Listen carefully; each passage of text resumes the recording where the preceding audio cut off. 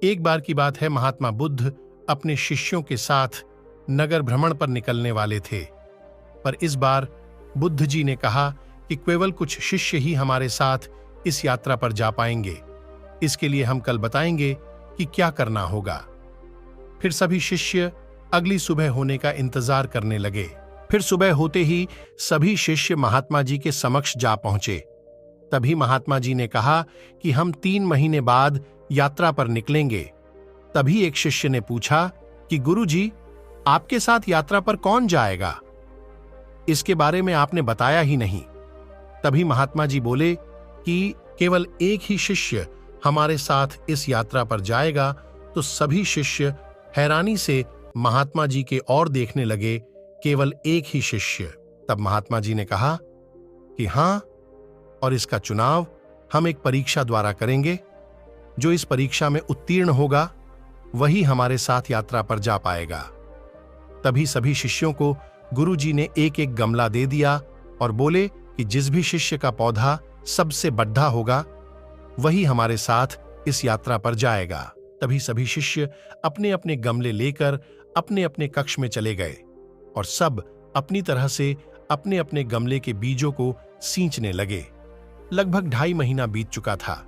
सभी शिष्यों के पौधे थोड़े थोड़े बढ़ने लगे, लेकिन उनमें से एक शिष्य का पौधा बिल्कुल भी नहीं बढ़ा।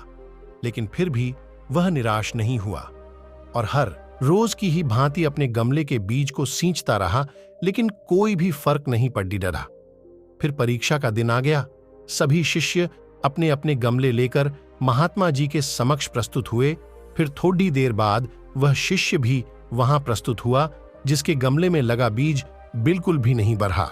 उस शिष्य को देखकर सभी शिष्य आपस में ही हंसने लगे।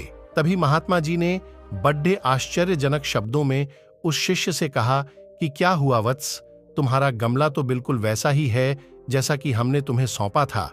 तब उस शिष्य ने जवाब में कहा कि क्या करूं गुरुजी, मैंने तो इसकी हर रोज खूब देखभाल की, लेकिन यह बढ़ा नहीं। तब दूसरे सभी शिष्य उसका परिहास उड़ाने लगे। तब महात्मा जी बोले कि शिष्य, चलो तुम यात्रा पर चलने की तैयारी कर लो, हमें कल सुबह ही निकलना होगा। तभी सभी शिष्य बड़े अचंभे से महात्मा जी की ओर देखने लगे। तब महात्मा जी ने कहा कि हाँ, हमने जो पौधे तुम सबको दिए थे वह सभी बंजर थे, तो उसमें पौधा कहां से उगता? लेकिन तुम सब में से किसी ने भी सच्चाई और ईमानदारी से यह नहीं बताया कि इसमें पौधा नहीं उग पा रहा है, बल्कि यात्रा में जाने के लालच में सबने झूठ बोला।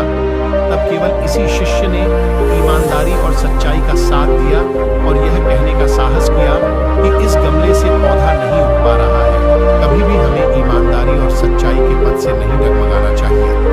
ईमानदारी और सच्चाई की राह थोड़ी मुश्किल जरूर हो सकती है, लेकिन इस पथ पर चलने से बहुत बड़ी राह आसान हो जाती है।